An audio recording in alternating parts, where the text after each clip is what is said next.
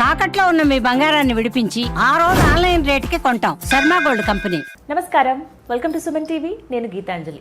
ప్రస్తుతం మనతో పాటు శ్రీ జగదాంబ త్రిశక్తి పీఠాధిపతులు తాళ్ళూరి బనారస్ గురూజీ గారు ఉన్నారు. వారితో మాట్లాడదాం. గురుగారు నమస్కారం అండి. నమస్తే అమ్మా.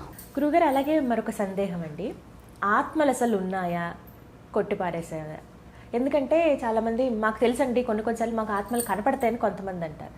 ఆత్మలు ఏమేమి అంతా మీ ఊహ, మీ భ్రమ, ఇవన్నీ కల్పించినవే అనేది కొంతమంది వాదన. ఎలా చూస్తారు మీరు?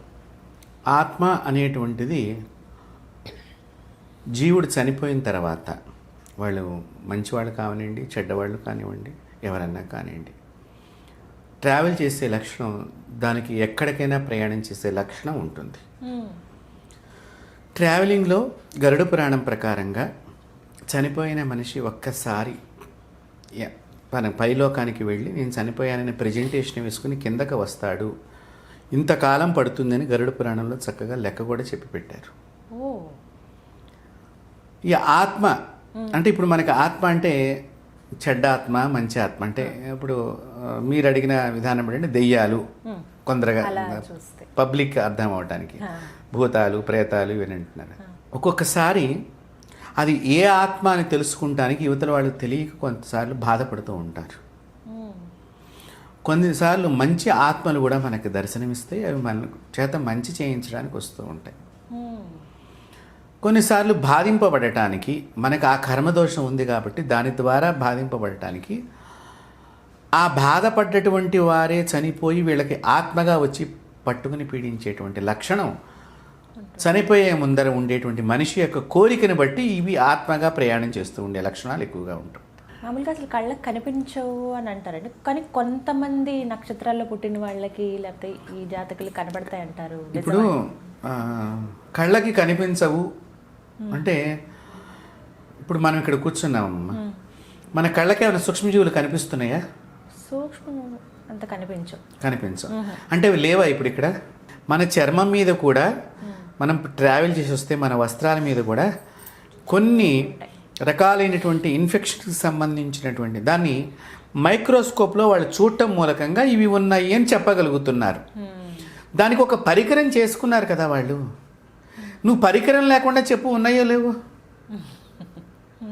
నువ్వు పరికరం చేసుకున్నావు కాబట్టి దాన్ని మైక్రోస్కోప్స్లో చూసి ఈ యొక్క లక్షణాలు ఈ యొక్క విధంగా ఉంది, ఇది క్రిమి అని నువ్వు ఐడెంటిఫికేషన్ చేసి దాని లక్షణాలు, దాని బాధలు అన్నీ నువ్వు చెప్పగలుగుతున్నావు. దాన్ని తెలుసుకున్నటువంటి వారు అది ఆత్మ ఉందా లేదా అనేటువంటిది వీళ్ళ దగ్గర కూడా మైక్రోస్కోప్స్ ఉంటాయి చెప్పగలిగిన వాళ్ళ దగ్గర. ఈ మైక్రోస్కోప్స్ మీరు అనుకున్నట్లుగా ఏవో అద్దాలు లాంటివి అనుకు మాత్రం అనుకోమాకండి. ఎలా ఉంటాయి? ఆత్మ పట్టినటువంటి వ్యక్తిని చూడంగానే వీళ్ళకి అర్థమైపోతుంది. ఒక దెయ్యం పట్టింది అని అనుకుందాం. అవతల వాళ్ళల్లో ఇప్పుడు సమాజంలో ఏదో చెప్పుకునేటువంటి ప్రకారంగా ఏంటంటే వాళ్ళు చాలా ఇదిగా ఉంటారు, ఇదిగా ఉంటారు. ఒక్కొక్కసారి దెయ్యం పట్టిన వాళ్ళు కూడా మనతో చాలా మంచిగా మాట్లాడుతూ ఉంటారు, ప్రేమగా, నిజంగా ప్రేమనట్టుగా మాట్లాడుతూ ఉంటారు. ఒక్కొక్కసారి వాళ్ళు మనల్ని లొంగ తీసుకునే ప్రయత్నం చేస్తూ ఉంటారు మనకు తెలియకుండా.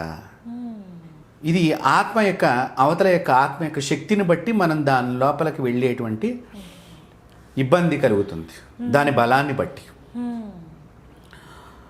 సంతానం పుట్టడానికి కూడా కారణాల్లో ఈ ఆత్మలకు సంబంధించింది కూడా ఒకటి ఉన్నది. ఇప్పుడు మీరు నా దగ్గర డబ్బు తీసుకున్నారు, నాకు డబ్బు ఇవ్వలేదు తిరిగి. రోజు అమ్మ డబ్బు ఇస్తారని నేను అడుగుతున్నాను, ఇవ్వలేదు. ఈలోగా మీరు నాకు ఇవ్వలేదని చెప్పి నేను బాధపడుతూ నాలో స్టార్ట్ అవుతుంది. దిగాలు పడిపోయి, రోగాన్ని పడి, మంచాన్ని పడి, నేను మీ దగ్గరికి మనిషిని పంపించిన ఇచ్చేది ఏమిటి అని నేను అన్నప్పుడు, నేను చనిపోయి మిమ్మల్ని పట్టుకుని మిమ్మల్ని పీడిస్తాను నేనప్పుడు నా డబ్బు గురించి. ఒకటి అలా కూడా చేయవచ్చు. లేదా మీకు సంతానమై మీ ఇంట్లోనే పుట్టి మిమ్మల్ని రోజు ఏడిపించుకుని తింటాం. రుణం ఉన్న వాళ్ళు అలా అలా అందుకు జన్మిస్తారు. కాబట్టి ఇలా కూడా ఆ ఆత్మ పుడుతుంది.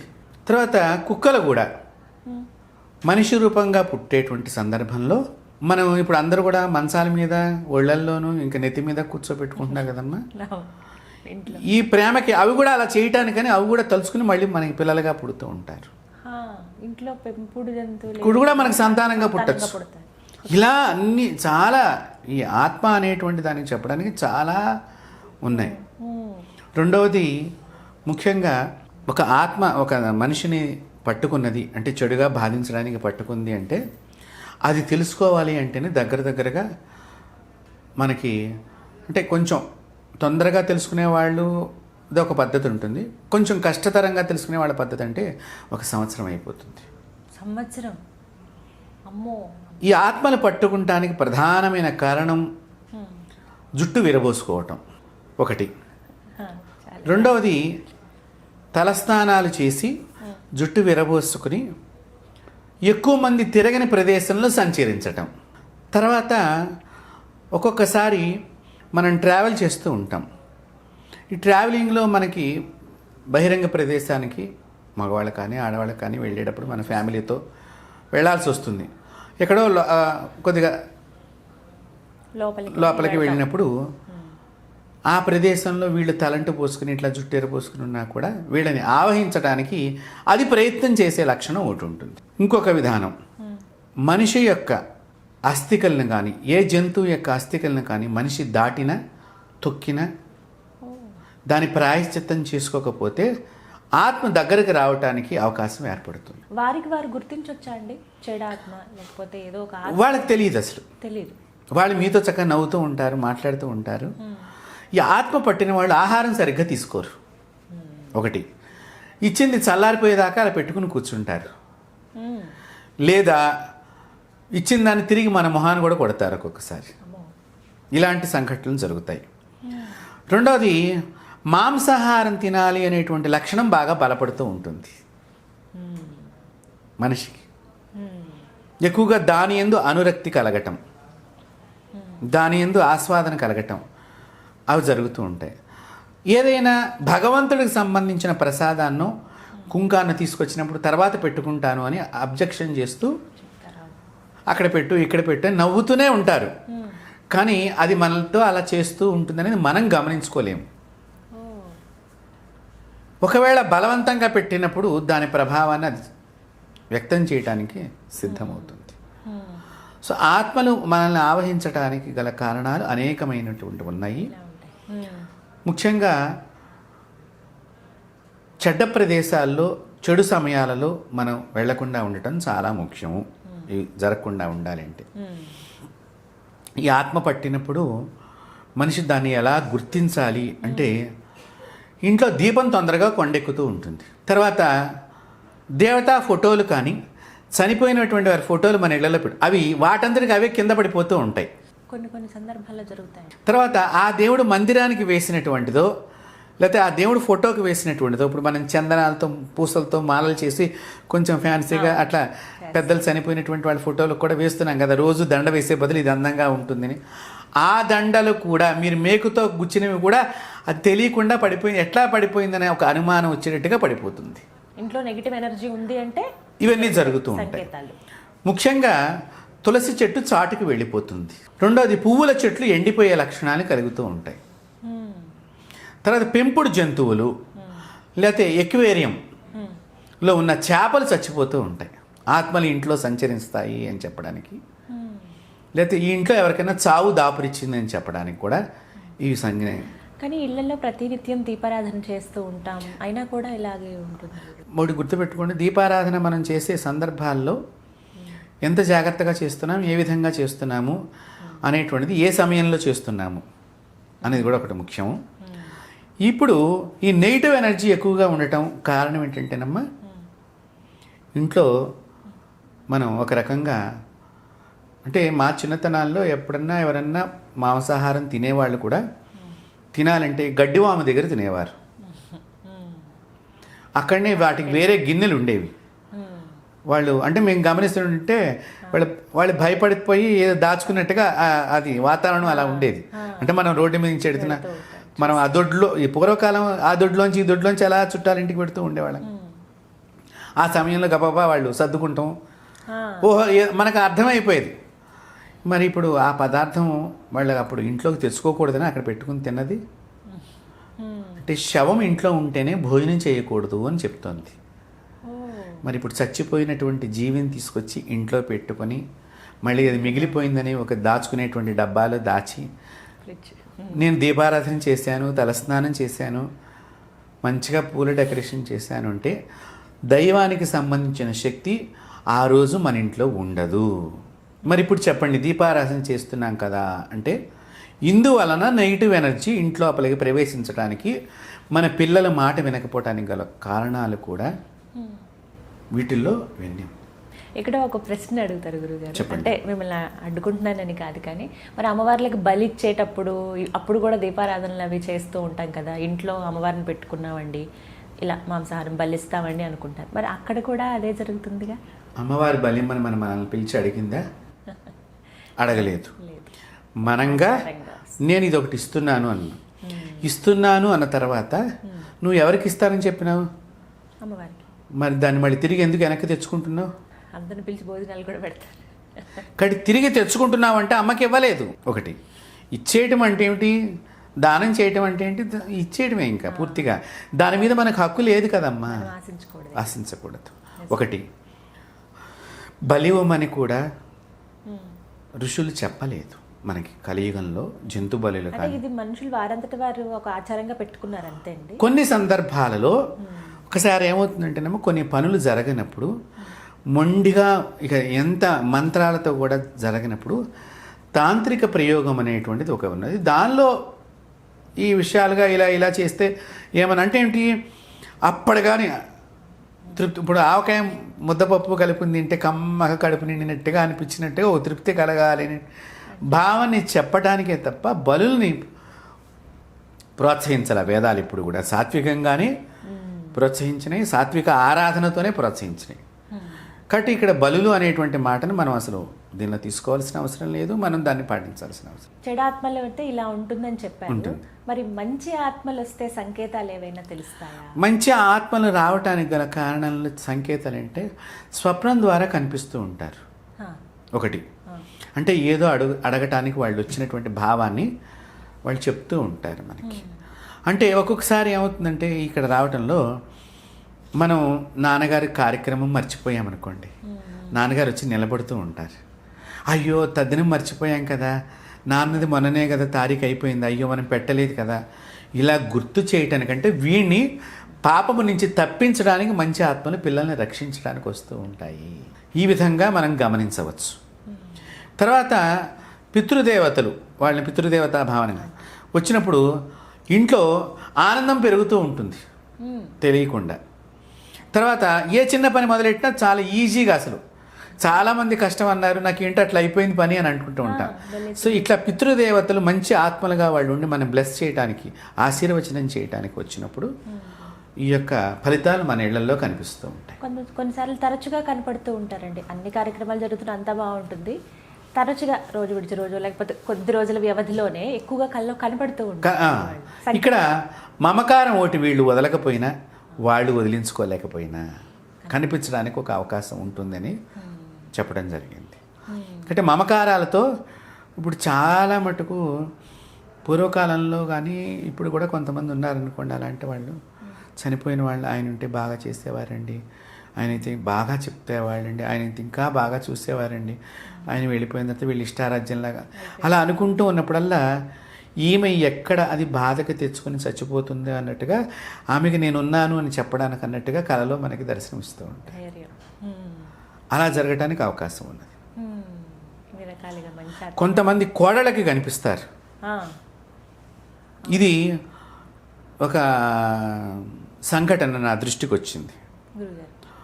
ఎలా వచ్చిందంటే, ఒక గుడిలో అర్చకుడిగా పనిచేస్తున్నాడు. ఆ పెట్టే క్రమంలో నేను అతనికి సహకారం అందించాను, ఆ గుడిలో చేసుకో బాగుంటుంది నువ్వు అని నేను చెప్పడం జరిగింది. అయితే అతను ఆ గుడి వదిలేసి ఇంకో చోటకి వెళ్దామనే ప్రయత్నంలో నాకు చెప్పకుండా ఆ గుడిని వదిలేసేయడం జరిగింది. అంటే నాకు తెలియదు, చాలా కాలం అయిపోయింది అతను పనిచేసి, మనం ఏదో ఉద్యోగం ఇప్పిస్తాం ఎక్కడైనా, చాలా అనుబంధం కూడా కొంచెం తక్కువ. ఎవరెవరికి మనం ఉద్యోగం ఇచ్చిన ప్రతి ఒక్కరు మనకు మాట్లాడాలని మనం పెట్టుకోం కదా. అలాగా ఒకరోజు సడన్గా వచ్చి మా అత్తగారు రోజు కల్లోకి వచ్చి మీ దగ్గరికి వెళ్ళమని చెప్తోంది గురువు గారు అని చెప్పి వాళ్ళు కొడుకును కోడలు నా దగ్గరికి వచ్చారు. ఎందుకనమ్మా నా దగ్గరికి ఎందుకు వచ్చారు అని అంటే, మీరు అక్కడ పని చేయటం లేదా, ఏంటి చేస్తున్నారంటే, అక్కడ పని చేయట్లేదండి, మేము బయటకు వచ్చేసాం, వచ్చిన కాడి నుంచి ఆవిడ వచ్చి బాధిస్తోంది మమ్మల్ని మీ దగ్గరికి వెళ్ళమని. అంటే ఏంటి, వీళ్ళు బయటకు వచ్చిన తర్వాత వీళ్ళ పరిస్థితి బాగాలేదు, నేను పెట్టిన చోట బాగుంది. సో మళ్ళీ దిక్కును చూపించడానికి ఇలాంటివి చేస్తూ ఉంటాయి కొన్ని ఆత్మలు. కాబట్టి మనం దాన్ని వాళ్ళకి ఏదో భృతి కల్పించాలని చెప్పి మరి మానేసినప్పుడు మరి కనీసం ఒక మాట కూడా చెప్పలేదు ఏమిటి, మరి ఇప్పుడు ఆవిడ కల్లోకి వస్తే కానీ నా దగ్గరికి రాలేదా అని నేను అడగటం అంటే రూఢీ చేసుకుంటానికి. లేదండి, నాకనే కాదు, ఆ అబ్బాయి చెప్పాడు, మా చెల్లెలు కూడా అలాగే జరుగుతోంది. ఇప్పుడు కోడలకు వచ్చిందంటే ఏదో ఈవిడేదో అంటే మనం ఈవిడ అబద్ధం చెప్పి వచ్చిందో లేకపోతే ఏదో మనం ఆలోచించేయడానికి మనం అనేక రకాల క్వశ్చన్లు వేసినప్పుడు ఆ ప్రక్రియలో భాగంగా వాళ్ళు చెప్పుకుని కొన్ని సిగ్నల్స్ ఆన్సర్స్ అన్నీ కూడా దానిలో నాకు భావనంగా ఆ అత్తగారు అయితే మాత్రం వచ్చి చెప్పడం అనేది వాస్తవం జరిగింది. అంటే భృతిని కల్పించడానికి కూడా ఆత్మలు, మనకి ఉద్యోగాలు ఇప్పించడానికి కానీ మనకి కష్టాన్ని పోగొట్టడానికి కూడా ఆత్మలు అనేక రకాలుగా కనిపిస్తుంది. రక్షణగా ఉంటాయి. ఒక్కొక్కసారి ఆత్మలు మాకు ఏం కావాలని కూడా ఆహారం అడుగుతాయి, ఎన్ని కేజీల ఆహారం కావాలని కూడా అడుగుతాయి, ఎలాంటి ఆహారం కూడా కావాలని అడుగుతూ ఉంటాయి. తమో గుణంతో అవి ప్రవర్తించేటువంటివి. ఒక్కొక్కసారి ఈ ప్రేమ విఫలమైనటువంటి వాళ్ళు ఆత్మహత్య సదృశ్యం కార్యక్రమాలు చేసేటువంటి భాగంలో వారి ఆత్మను తొందరగా ఎక్కువగా సంచరించే అవకాశం ఎక్కువ ఉంటుంది. వాటి నుంచి ఎక్కువగా మనుషులకు ఇబ్బంది కూడా ఉంటుంది.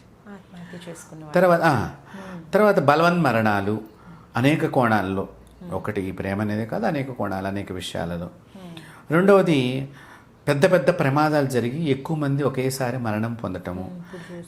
ఇప్పుడు మనం చాలా కాలం అలాంటి వాటిల్లో కూడా అది బతకాలనేటువంటి తాపత్రయం ఉంటుంది. చనిపోయే క్షణంలో మనం బతికించలేనటువంటి సమయంలో అలాంటివి కూడా ఆత్మలై మనల్ని పీడిస్తూ ఉంటాయి. అలాంటివి నేను చాలా గమనించడం జరిగింది. చాలామంది నా దగ్గరికి వచ్చినటువంటి వాళ్ళకి దాని నుంచి విముక్తులను చేయటం జరిగింది. అవి నాతో మాట్లాడినప్పుడు నాకు చెప్పినటువంటి విషయాలు, దానికి సాక్ష్యాలు కూడా మనుషులు వాళ్ళ ఇంట్లో ఫ్యామిలీ అందరినీ కూర్చోబెట్టి నేను మాట్లాడిపించాను. మనిషి రూపంలోనే ఆ మనిషి లోపల ఉండి అది మాట్లాడుతూ ఉంటుంది. అది వెళ్ళిపోయేటప్పుడు అమ్మా, ఆత్మ వెళ్ళిపోయేటప్పుడు నాకు నేను వాళ్ళ ఇంట్లో కూర్చొని జపం చేస్తున్నాను, నెమలి మన దగ్గరికి వచ్చింది. అంటే శుభసూచకం, అంటే భగవత్ శక్తి ప్రవేశిస్తోంది. అలాగే వీళ్ళ మీద నుంచి వెళ్ళిపోయేటప్పుడు అది ఏదో ఒకటి చేసుకుని వెళ్ళిపోవాలి. వాళ్ళ ఇంట్లో వాళ్ళు పల్లెటూళ్ళలో ఉంటారు. కోడి చనిపోవటము, తర్వాత పాము ఇంట్లోంచి బయటికి వెళ్ళిపోవటము, ఇవన్నీ చిహ్నాలు అన్నమాట. చెడు వెళ్ళిపోతుంది అని చెప్పడానికి చిహ్నాలు. ఇలాంటివి నేను చాలా గమనించున్నాను. ఇదేదో పల్లెటూళ్ళలో నమ్ముతారండి, దెయ్యాలు పట్టణంలో ఉండరండి అనుకుంటారు. కానీ పట్టణంలో కూడా చాలామంది మీద ఆత్మల ప్రభావం ఉన్నది. అది నేను చాలామందిని గమనించి, మీరు పలానా చోటకి వెళ్ళండి అని. నేను మామూలుగా చాలా సింపుల్ సిటీగా నేను ట్రావెల్ చేస్తూ ఉండేటప్పుడు కూడా బస్సుల్లో కానీ రైల్లో కానీ గమనించినప్పుడు వాళ్ళు ఇలా ఇంకా అదొక రకంగా చూస్తారు. అది అర్థమైపోతుంది, మనం వీడు గమనించాడు అనేటువంటి భావన. కాబట్టి మనం వాళ్ళ పేరెంట్స్కి వాళ్ళకి చెప్తే వాళ్ళు బాగుంటారన్న ఒక ఉద్దేశ్యంగా చెప్పడం జరిగింది. కాబట్టి ఇవి మీ అనుభవంలో చాలా ఉన్నాయి అయితే. చాలా. మా నాన్నగారు కూడా ఆత్మల్ని వదిలించిన సంఘటనలు మేము చూడటం జరిగింది. నాన్నగారు కూడా ఈ చిటికిన వేలుతో పట్టుకునేవాళ్ళు. ఏదో మంత్రం చదువుతూ ఉంటే పలానా ఊరు పలానా చోట నేను చనిపోయాను, ఇలా చనిపోయానని చెప్తూ ఉంటే మళ్ళీ అక్కడ తెలుసుకుంటే, నేను హైదరాబాద్లో ఒకళ్ళకి అంటే ఒక 2 సంవత్సరాలకి కూడా అవ్వలేదమ్మా, ఒక కాలేజీ అమ్మాయికి ఆత్మ పట్టుకుంది. ఎప్పుడు పట్టుకుంది, ఎలా పట్టుకుంది అంటే, ఆ అమ్మాయిని ఒక అతను ప్రేమిస్తూ ఉన్నాడు. ఇద్దరిది కులాలు కూడా వేరు. ఇక్కడ ప్రేమిస్తున్నప్పుడు వాళ్ళది వరంగల్, వీళ్ళది హైదరాబాద్. అయితే ఇక్కడ వచ్చి చదువుకుంటున్నాడు. ఈ అమ్మాయి వాడి ప్రేమను రిజెక్ట్ చేసింది. ఇది మన ఇంట్లో కుదరదు, మేము వేరే క్యాస్ట్, మీరు అందులో వేరే కూడా మతం కూడా వేరు, ఇవన్నీ చెప్పుకొచ్చింది. కానీ వాడు చాలా పాపం ఈ అమ్మాయిని ప్రేమించాలనే ఒక భావంతో ఇక్కడ చాలా సార్లు తిట్టడం. కానీ ఈ అమ్మాయి ఇంకా వల్ల కాదనుకున్నప్పుడు మళ్ళీ వరంగల్కి వెళ్ళిపోయి చచ్చిపోయాడు, సూసైడ్ చేసుకున్నాడు. ఆ సూసైడ్ చేసుకున్నటువంటి విషయం పేపర్లో కూడా వచ్చింది. అయితే ఇవన్నీ మాకు ఎలా తెలిసినాయి అంటే, ఒకరోజు రాత్రి నాకు ఫోన్ వచ్చింది. వాళ్ళ చుట్టాలు వాళ్ళు నన్ను ఇట్లా గురువు గారని కన్సల్ట్ చేశారు. సరే నేను అక్కడ దాకా వస్తాను, అటు నుంచి వాళ్ళ ఇంటికి కడతానులేండి అన్నాను. రాత్రి 12 దాకా వాళ్ళ ఇంటి దగ్గర కూర్చోవాల్సి వచ్చింది. బా ఆ. కూర్చున్నప్పుడు ఆ ఆత్మ చెప్పిందనమాట, వాళ్ళ పేరెంట్స్ నిశ్చేష్టురాలు అయిపోయారు. మేము ఇంతకాలం దెయ్యంతోనే మాట్లాడుతున్నామా, దెయ్యంతోనే ఉంటున్నామా, కానీ అది కాసేపు అమ్మాయి చాలా ప్రేమగా ఉంటుంది, కాసేపు ఆడుతున్నటువంటి ప్రయాణం ఇది. మీరు కావాలంటే వాళ్ళ నెంబర్ ఇస్తాను, మీరు మాట్లాడచ్చు అంటే చెప్తున్నా నేను. అయితే నేను ఈ ఆత్మ ఆ చనిపోయిన అబ్బాయి కంటే కూడా ఇంకొకటి ఏదో ఈ అమ్మాయిని బాగా ఏడిపించేది ఆ రెండో ఆత్మ తప్ప చనిపోయిన అబ్బాయి అయితే కాదని కూడా క్లారిటీ ఇచ్చాను. ఇచ్చినప్పుడు ఆ ఆత్మ నాతో మాట్లాడటానికి, ఇంకొక ఆత్మ ఏదైతే మాట్లాడటానికి ఉన్నదో ఆ ఆత్మ చెప్పింది, నా కొడుకు చచ్చిపోయాడు కాబట్టి నేను అన్నం తినకుండా 41 రోజుల నుండి నేను కూడా చచ్చిపోయి ఈ అమ్మాయిని పట్టుకున్నాను అని చెప్పింది. అంటే ఏంటి, ఇప్పుడు తల్లి చచ్చిపోయి ఈ అమ్మాయిని ఆవహించింది. అంటే తల్లి చనిపోయి పట్టుకున్నది అంటే ఇది జస్ట్ 1.5 year క్రితం జరిగినటువంటి విషయం నేను చెప్తున్నాను. అసలు నా ఎదురుగుండానే పైనుంచి 2వ అంతస్తు నుంచి దూకపోయింది అమ్మాయి. నేను ఆ అమ్మాయిని ఇట్లా గట్టిగా పట్టుకుని ఆ అమ్మాయి డ్రెస్, నాకు ఇప్పుడు ఏంటంటే అక్కడ స్త్రీయా పురుషుడా అనేది కాదు, ఒక మనిషిని రక్షించాలి. దూకపోతుంటే వీళ్ళ నాన్న వాళ్ళు వెనకాతలుండి అమ్మాయి ఇంత వీడియోలు కూడా తీశారు, వాళ్ళ దగ్గర వీడియోస్ కూడా ఉన్నాయి. నేను గట్టిగా ఇట్లా పట్టుకుంటే ఆ డ్రెస్ కొద్దిగా చిరిగిపోయి, అయినా ఎంత సీరియస్గా చూస్తుంటే నేను గట్టిగా లాగి పట్టుకుని కూర్చో. వాళ్ళ వలన కూడా వాళ్ళ నాన్నను కూడా చాలా కోపంగా, అది నువ్వు పిలిపిస్తావుట్రా నీ సంగతి చూస్తాను అని చెప్పింది ఆ లోపల ఉండేటువంటి ఆత్మ. బట్ నేను చెప్పా ఇది చాలా సీరియస్గానే ఉన్నది, బట్ నేను తొలగించినా కూడా మీరు పలానా అప్పుడు పలానా రకంగా అన్నం పెడుతూ ఉండండి, మీరు మానద్దనన్నా. వాళ్ళు 1 సంవత్సరం ఏదో మర్చిపోయారు, తండ్రిని చంపేసింది ఆత్మ. చచ్చిపోయాడు వాళ్ళ నాన్నగారు. నాకు చాలా బాధ అనిపించింది. ఇలాంటివి నేను గమనించినప్పుడు ఇప్పుడు ఆత్మకి నాకు సంబంధం లేదు, బాధ లేదు, బట్ నేను ఆత్మ బాగుండాలి, ఉత్తమ జన్మ ఎత్తాలని నేను కాశీ వెళ్ళినా, ప్రయాగ వెళ్ళినా, ఈ ఆత్మల పేర్లు నాకు ఎవరైతే నాతో ఆ పేర్ల మీద నేను అక్కడ పిండ ప్రదానం చేస్తాను. అంటే ఏదో రకంగా ఆ మనిషిని మనం మంచి జన్మ ఎత్తడానికి మనం ప్రేరణగా మనం ఉండాలి అనేటువంటి ఉద్దేశం. ఇలాంటివి ఉన్నప్పుడు మరి మీరు ఎలాంటి జాగ్రత్త తీసుకుంటారు గురువుగారు? అంటే మన అనుష్ఠానమేనమ్మా, మన దేవతా శక్తి మనతో ట్రావెల్ చేస్తుంది. ఇబ్బంది అయిన సందర్భాలు నాకు అంటే ఇబ్బంది అంటే నేను ఇబ్బంది పడ్డాను. ఒకసారి ఒకళ్ళ ఇంట్లో ఇట్లాగే ఒక ఇంటర్మీడియట్ చదివే ఆ పిల్ల కూడా కాలేజీలో చివరికి వాళ్ళ ఆ ఇంటి ముఖ్యమైన యజమానే వాళ్ళని పట్టుకుని పీడిస్తున్నాడు. అయితే నేను వాళ్ళకి చెప్పాను, అయితే వాళ్ళు ఇది ఆత్మ అని నేను చెప్పాను, ఇది ఏదో ఆత్మల టైప్ లాగా ఉంది ఇది, బట్ నేను కూర్చుంటే కానీ చెప్పలేను ఎక్కువసేపు, బట్ మీరు చెప్పిన లక్షణాలు అమ్మాయి వాళ్ళకి కొంచెం ప్రవర్తన డిఫరెన్స్ చూసి నా ముందర కూర్చోబడి ఇది కొంచెం తేడాగానే ఉన్నది అని చెప్పడం జరిగింది. ఆత్మలు ఏం చేస్తాయి అంటేనమ్మా, అది సస్టైన్ అవ్వటానికి దానికి ఇంకో శరీరం ఎత్తుక్కోవాలంటే మళ్ళీ కష్టం. వన్స్ ఒకసారి ట్రావెల్ చేసింది అంటే, ఇప్పుడు మనకి వైరస్ మన బాడీలోకి లోడ్ అయింది అనుకోండి, రెండోసారి తొందరగా అటాక్ చేయడానికి ఈజీగా ఉంటుంది. ఆత్మలకి కూడా ఈ బాడీ లోపలికి వస్తే రెండోసారి అటాక్ చేయడానికి చాలా అనేక ఆత్మలు రావడానికి కూడా ట్రావెలింగ్కి ఈజీగా ఉంటుంది. ఇలాంటి సందర్భంలో ఈ ఆత్మలు ఏం చేస్తాయి అంటే, మాలాంటి వాళ్ళ మీద లేనిపోని మాటలు వాళ్ళకి చెప్తాయి మనం లేనప్పుడు. దానిని వాళ్ళు నమ్మినటువంటి సందర్భాలు ఉన్నాయి. తర్వాత వాళ్ళు బాధలు పడ్డవాళ్ళు ఉన్నారు. ఇప్పుడు అది వదిలినట్టుగా కనిపిస్తుంది ఆ మనిషి దగ్గర నుంచి, అన్నీ బాగా ఉన్నట్టుగా కనిపిస్తుంది. ఎప్పుడు దెబ్బ కొట్టాలో ఆ కొట్టినప్పుడు మనం మళ్ళీ వాళ్ళకి గుర్తుకొస్తాం ఆ రోజున. అందాక కూడా ఇవి మనల్ని నమ్మనివ్వకుండా కూడా చేస్తూ ఉంటే అప్పుడు సందర్భాల్లో మన మీద కూడా వాళ్ళు నీలాప నిందలుగా, మీరు ముందరగా ఎందుకు చెప్పలేదు, మీకు అన్నీ తెలుసు అంటే, ఇప్పుడు ఎవడెవడికి దెయ్యం పట్టిందని రోజు ఇక్కడ కూర్చొని నేను జపం చేయడానికి దెయ్యం పట్టిన వాళ్ళని చూడటానికి కాదు కదా. నా జన్మను నేను ఉన్నతమైన దశకి తీసుకెళ్ళటానికి, లేకపోతే నా కుటుంబాన్ని ఇంకా ఉన్నతమైనటువంటి దానికి తీసుకెళ్ళటానికి తప్ప నేనే ఇంకా పరిపూర్ణుడు కాలేదని నేను రోజు అనుకుంటాను. కాబట్టి ఏ మనిషి కూడా పరిపూర్ణుడు కాడు. భగవంతుడు అనేక పరీక్షలు పెడుతూ ఉంటారు. ఆ పరీక్షల్లో మనం నెగ్గుతూ ఉండాలి. అనేక రకాలుగా ఎన్నో జరుగుతూ ఉంటాయి. కాబట్టి దీనికి మనం ఏదో నేర్చుకున్నాం కాబట్టి ఈ విద్య వచ్చేసింది కాబట్టి మనం గొప్పవాళ్ళం అనుకుంటే చాలా పొరపాటు. ఎప్పుడైతే భగవంతుడు చెప్పినట్టుగా మనం నడుస్తామో అప్పుడు ఇవన్నీ కూడా ఆయన చూసుకుంటాడు, మనకు సంబంధం లేదు. కాబట్టి దీనికి పెద్దగా మనం ఏమో చేయక్కర్లేదమ్మా. భస్మంతోనే అనేక ప్రయోగాలు చేసి ఓ ఉత్తి చేత్తో ఒక 10 రూపాయల భస్మంతోనే ఆత్మతో మనం మాట్లాడవచ్చు. అంటే అలాంటి చాలా నా జీవితంలో నేను చూడటం జరిగింది. ఇప్పుడు ఇవి దెయ్యాలు. నేను ప్రయాగరాజ్ వెళ్ళినా, కాశీకి వెళ్ళినా పుణ్యాత్ములు స్నానం చేసేటువంటివి కూడా నేను చూడగలిగాను. ఓ అంటే మహర్షులు లాంటి వాళ్ళు, మహిమాన్వితమైనటువంటి శక్తి కలిగినటువంటి వాళ్ళు సూక్ష్మ శరీరం ద్వారా స్నానం చేయటం అనేది కూడా నేను గమనించడం జరిగింది. దానికి కూడా కొంతమంది నాతో పాటు కొంతమంది ట్రావెల్ చేస్తూ ఉంటారు. ఇప్పుడు వాళ్ళతో నేను చెప్తూ ఉంటాను, ఎవరు వచ్చారు చూడు, ఇట్లాగా ఉంటాయి అంటే తెలిసిపోతుంది ఆ వాతావరణం. ఆ సమయంలో ఆ ప్రదేశం, మనం నది దగ్గర కూర్చుంటే ఎవరు ఉండరు, కానీ అగరబత్తి వాసనలాగా వస్తూ ఉంటుంది.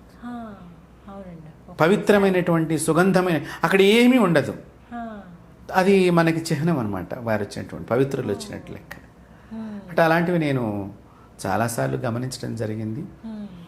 అది పూర్వజన్మ అనుగ్రహం, భగవంతుడి అనుగ్రహం, ఈ జన్మలో తల్లిదండ్రులు ఇచ్చినటువంటి శక్తి అనుకోవాలంతే, గురువుల యొక్క అనుగ్రహం. చక్కగా చెప్పారు. అంటే కళ్ళకు కట్టినట్టుగా తెలిసాయి అన్నీ కూడా. ఒకటి గమనిస్తూ ఉండాలి మన జీవితంలో ప్రతి ఒక్కటి. ప్రకృతి, ముఖ్యంగా ప్రకృతి మనతో మాట్లాడుతూ ఉంటుంది. ప్రతి దానికి మనిషికి అహం వదిలేస్తే సమస్తము గోచరమవుతాయి. అహం అనేది వదిలేయాలి ఒకటి. రెండోది, భూకంపం వచ్చేదాన్ని వచ్చిన తర్వాత కొన్ని డిగ్రీస్లో ఇక్కడిక్కడ ఇది స్కేల్ పైన మేము గుర్తించామంటున్నారు. కానీ భూకంపం వచ్చింది, ఒక ఎలక గమనిస్తోంది, ఒక పక్షి గమనిస్తోంది, ఒక చేప గమనిస్తోంది. మరి వాటి దగ్గర ఏ మీటర్లు ఉన్నాయి చెప్పండి? అంటే భగవంతుడు ఉన్నాడా లేడా అంటే ఇదే ఆదేశం. ప్రతి జీవికి మీకు కూడా ఒక శక్తి ఉంటుంది, నాతో పాటు మీకు కూడా ఒక శక్తి ఉంటుంది. ప్రతి శక్తిని గౌరవించాలి. అందుకనే హిందూ సనాతన ధర్మంలో నమస్కారానికి తిరిగి నమస్కారం ఎందుకు చెప్తామంటే, నాలో ఉన్న శక్తిని నువ్వు నమస్కరించినప్పుడు నీలో ఉన్న శక్తి కూడా నేను నమస్కరించడం అనేది మన సంప్రదాయం. అంత గొప్పది మన సంస్కారము, సభ్యత కలిగినటువంటి సంప్రదాయం. కాబట్టి ఈ నమస్కారంతోనే ఒక్కొక్కసారి మీలో ఉన్న శక్తి కూడా నాతో మాట్లాడుతుంది. అలాంటి చనిపోయినటువంటి పీఠాధిపతులు, దివ్యమైనటువంటి పురుషుల్ని నేను సందర్శించటము, వాళ్ళు నాకు కొన్ని విషయాలు చెప్పడం, అలాగా వచ్చి నేను అవి చేయటము, అవి నేను చాలా ఆనందమైనటువంటి సంఘటనలు నేను గమనించడం జరిగింది. ప్రకృతిని మనం పరిశీలనగా చూడగలగాలి. అందుకే ఇన్ని కార్యక్రమాలు చేయగలుగుతున్నారు మీరు. చాలా సంతోషం గురుగారు, ధన్యవాదాలు.